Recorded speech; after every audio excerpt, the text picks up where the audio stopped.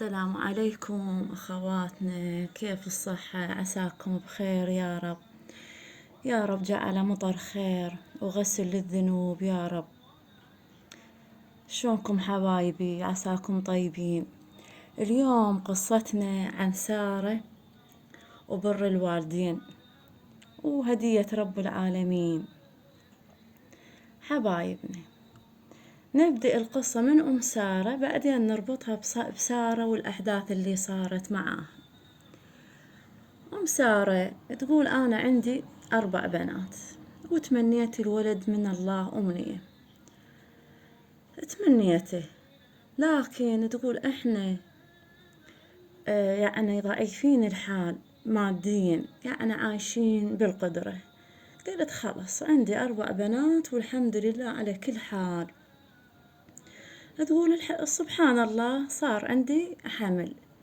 قلت هذا هو، إن شاء الله هذا ولد ويجي معاه رزقه.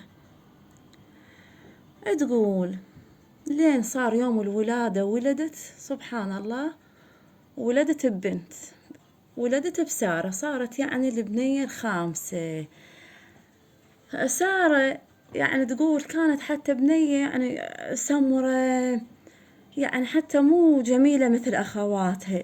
تقول وبجانبي أكو يعني سيدة أيضا ولدت ولد جميل المنظر، جميل شكله ومعانيه. تقول يا رب، قلت له استغفر الله لو محول. تقول حتى في يعني لحظات يعني الشيطان يتكلم براسي، أحاول أخذ الولد وأخلي لهم البنية وأطلع من المستشفى، بس أرجع أتعوذ الشيطان.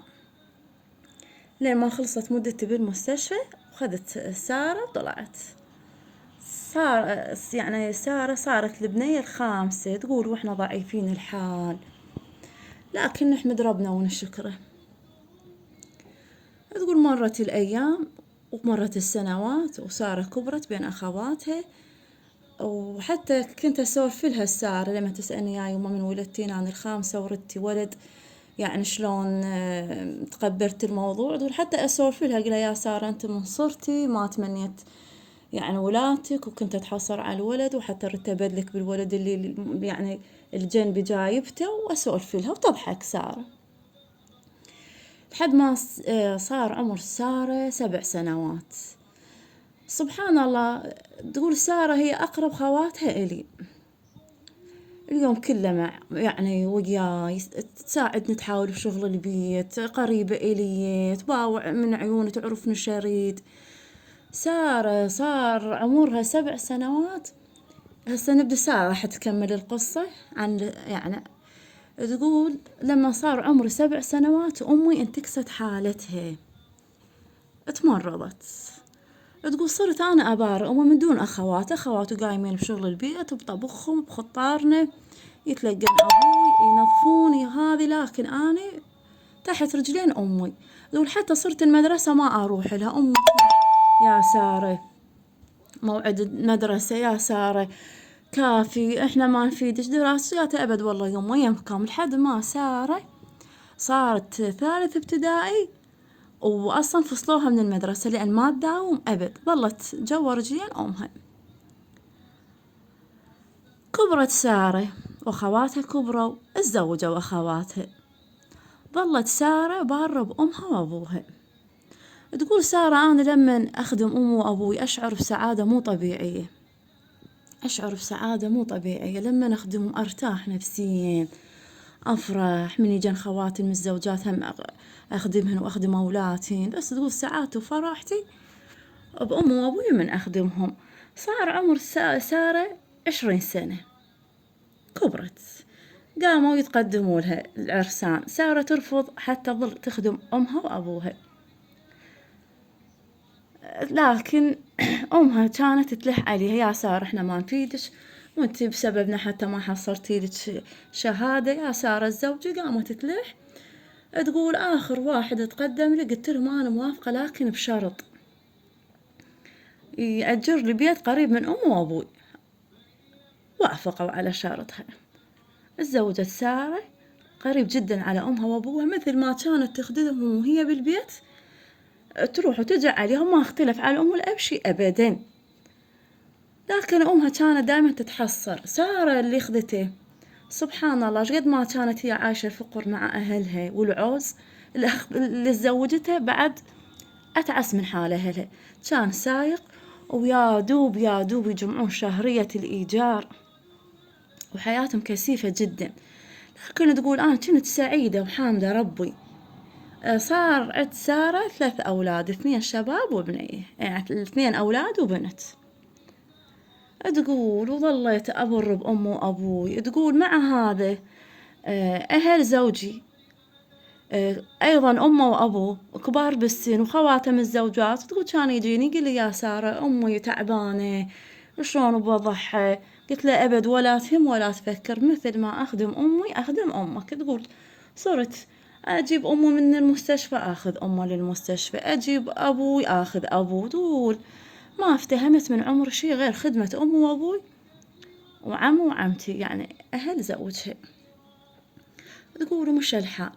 تقول توفى والدي وإحنا وضعنا من سيء إلى أسوأ. تقول لين ما يوم من الأيام أمي اقترحت علي، قالت لي يا سارة يا يمه أنت ظل بيننا وبين بيتك وبين أهل زوجك وتعبانة واللي جار. تقول يعني تقول حتى مرة من المرات هاي بنتي جبتها بالأخير تقول تبكي ما عندي أنطيها حليب، أنطيها مي وشوية شكر وأسكتها. اقترحت عليها أمها تجي تعيش عندها. قالت لها وقال لها إيش يعني يفرق لك فلوس الإيجار. قلت لها يا يمه انتوا بيتكم كله غرفتين وصالة وين أجي؟ قالت لها ما يخالف، هاي العمال البرة ننخاهم وطابوق نجيب وأهل الرحم يساعدونا ولو سويلج غرفة فوق. قلت الزوجي قالها ما أبي هالشي، وإحنا هم خادمينها وراح نصرف يعني ما راح نكلفها. تقول بنينا الغرفة فوق. عشت ويا أمي. تقول خواتي يتمن كل خميس عند أمي هن وأولادهن. تقول يوم الخميس هذا كان من يجي أشد راسي وأصيح الويل، خواتي وولد وأولادي ويتعاركون ويا أولاد ويجون من الصبح لحد 1 بالليل. كان ولا أقدر أحكي لخاطر أمي، هو بيت أبوهن ويجن. تقول تعبت نفسيا وتعبت ماديا. تقول كانوا يعني خواتي من يجن ما يعني شاكراتنا على خدمة الأمي، لا يجن مالنات ولا يجيبن شي بديهن يساعدن ولا أبد. يجن يلقن كلهن حاضر ياكلن ويخبصن البيت وياخذن أولادهن ويرحن. تقول كبرت أمي بعد يعني أمي تقول شافت نفسها بعد تريد تودع. تقول جمعتني أنا وخواتي قالت لهن السمعن يا بنات، هذا البيت وقف السارة. قال لها شلون يما؟ قالت لهن أبد والله هاي ذمة برقبتكم، لو تطالبونها بورث لو تردن حصص، هذا البيت للكل والجميع، بس أنا أمام الله أقول هذا البيت وقف السارة.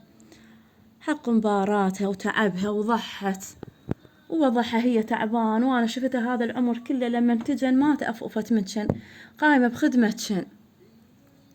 تقول هن عايشات بيت أزواجهن وميسورات الحال سكتن. تقول حد فد يوم من الأيام يعني تقول هذا ابن أختي وكح حيل.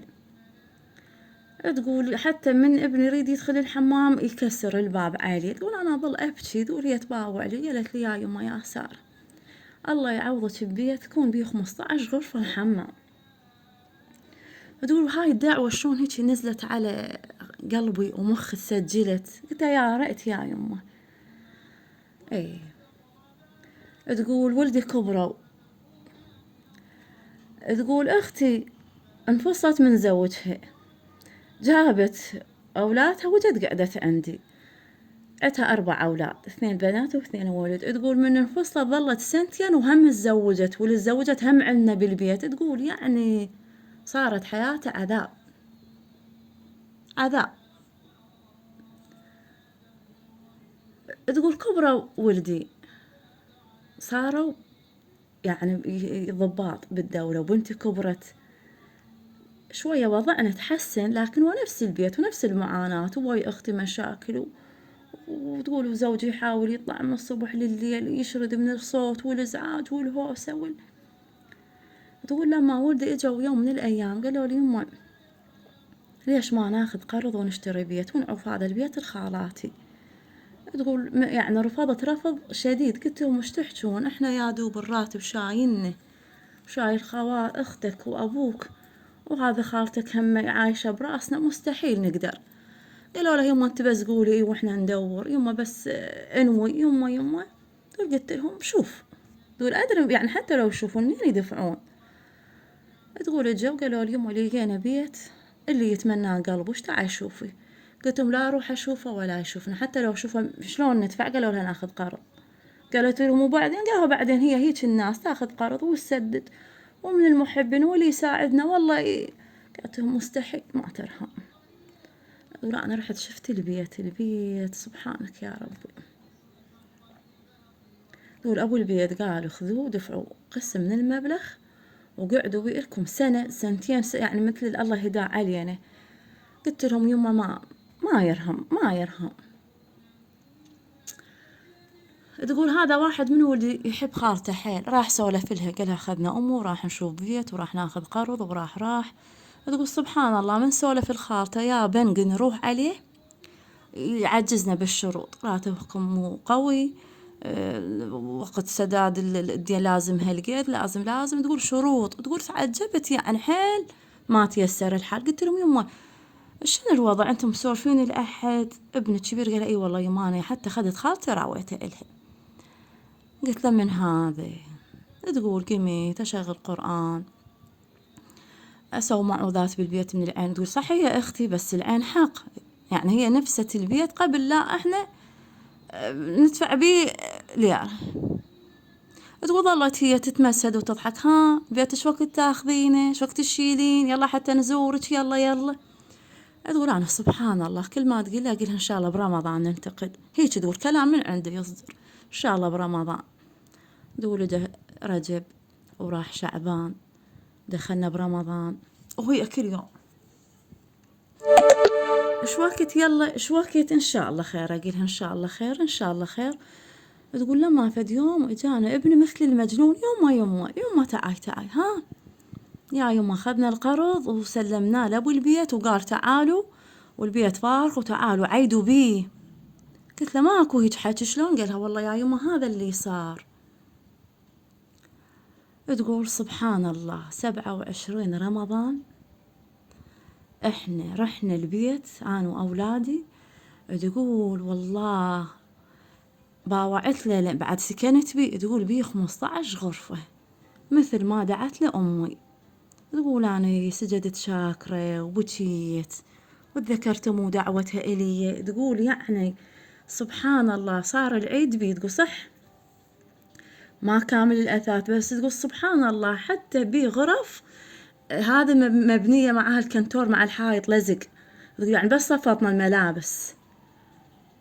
تقول حمدت ربي وشكرته، قلت له يا ربي سبحانك بر الوالدين ما ضاع، ودعوة أمه ورضاها علي مثل ما تمنت لي الله انطاني.